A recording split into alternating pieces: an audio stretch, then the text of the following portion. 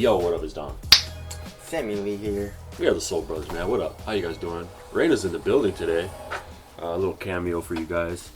But let's break down a comparison between Kobe's first Nike shoe. Nike. Because he was with Adidas first. Yes, he was. What was his first?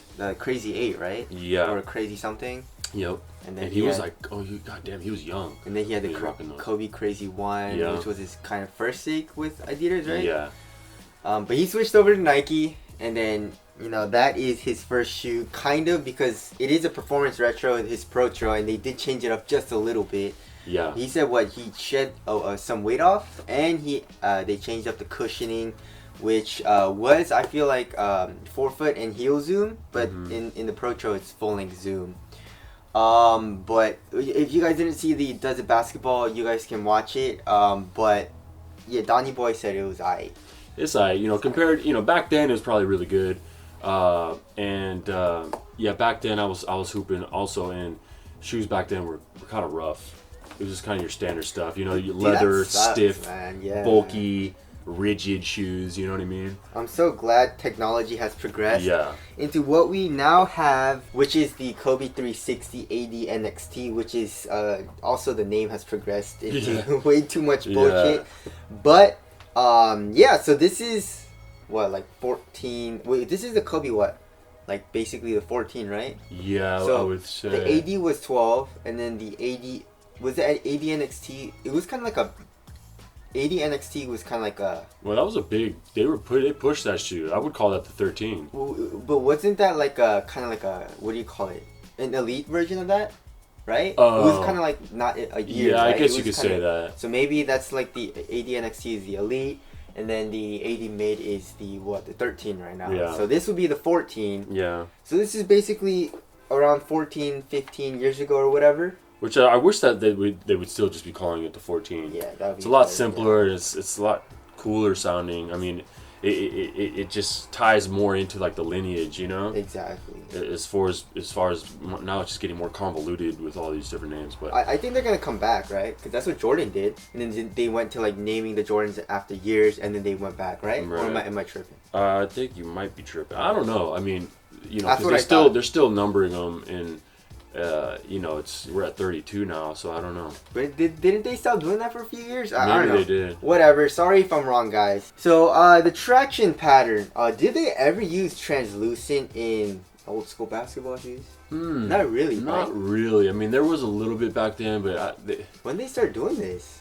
Yeah, not that long ago. That's a good question. I mean, there definitely was translucence back then, but I feel like they more so stuck with solid, and back in the day, like way back, there was really no black outsoles because most of the rubber was marking, so you'd be marking up indoor courts, so they didn't like that. Now a lot of times when you see black rubber, it says non-marking. Yes. This doesn't, but it's probably not marking. Yeah, exactly.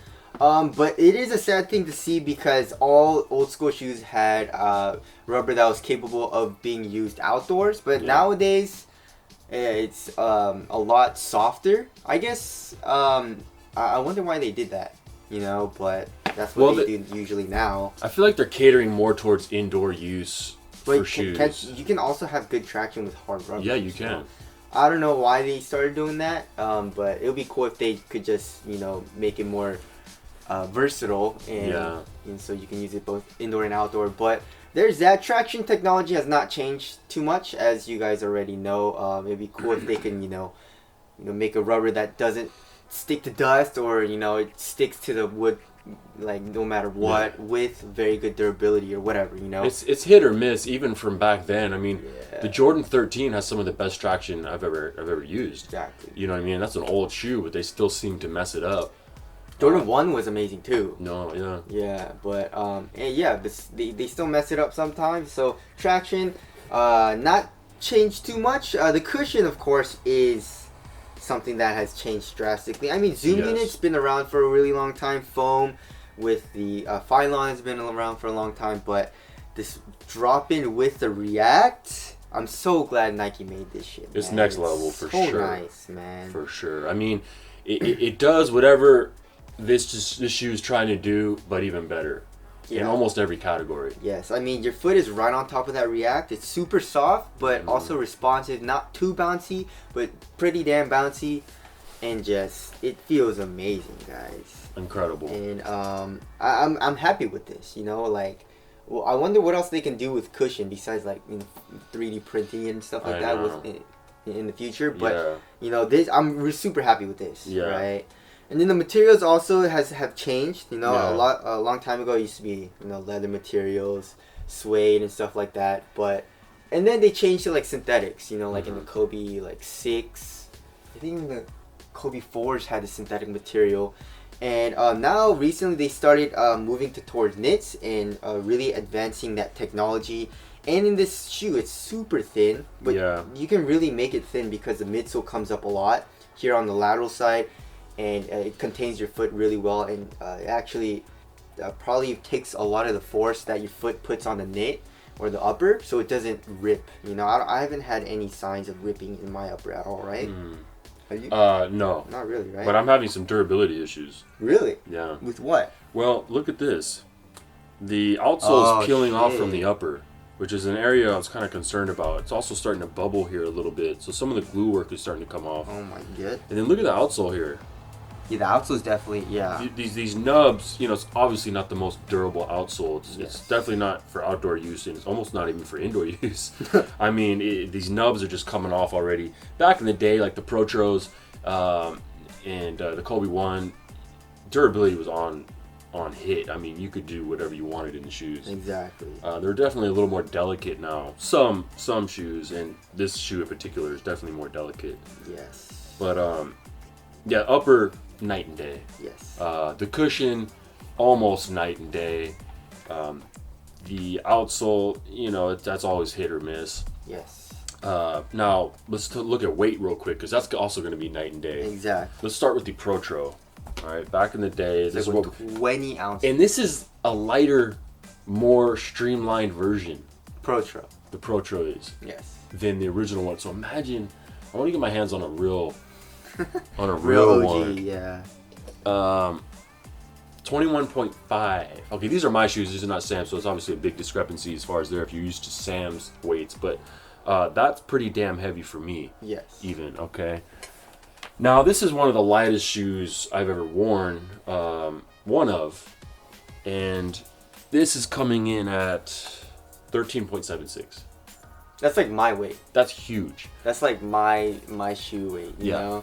That's pretty That's crazy. not a bad weight for your shoes. Yes. That's crazy. And you could really tell. It's lighter than my Hardens, man. Yeah. Yeah, that's pretty crazy. It's night and day. Yes. It really is. It feels like it's a whole different shoe made for a whole different sport. Exactly. To be honest, it's crazy how far it's advanced. Yes. And I don't know, where could we even go from here? I mean, the traction can improve, and maybe they can improve on the durability. Yeah, that's for sure. And also, like, on the outsole. Upper, I'm not having any issues, but Donnie Boy has some issues with the glue, I guess. I haven't really had any issues with that, but that's interesting. Yeah, I don't see this shoe aging too well. Yeah. Is the problem. And it's $200. So if they can bring down that damn price, that would be nice. But it's a nice evolution for the Kobe line, and the AD Mid and the AD NXT were all pretty disappointing. But I feel like this is a very, very good I feel like this is a very good continuation of the Kobe 11. It even kind of looks like the Kobe 11, from some aspects. Absolutely. It feels like they kind of like, were off point for a little bit. Not off point, but like, the AD wasn't incredible. Yeah, it was I mean, they're decent. I actually wasn't too mad at the AD NXT. Or the Mid. The lacing system was kind of weird, but this one though, they're like, let's cut the bullshit, bring it back to like the 11, come back to maybe starting with the 12, exactly. And really do like a low top, minimal, high level performer. And it's crazy to see where they came from. Yes. So how far we've come. It's really crazy. Yes, but we're excited for Kobe's future line, his future shoes. But tell us what you guys think should be in the future Kobe's, and or even just in the future of basketball shoes even. But anyways, that's the video. Thank you guys for watching. We'll see you guys next one. Later. Peace.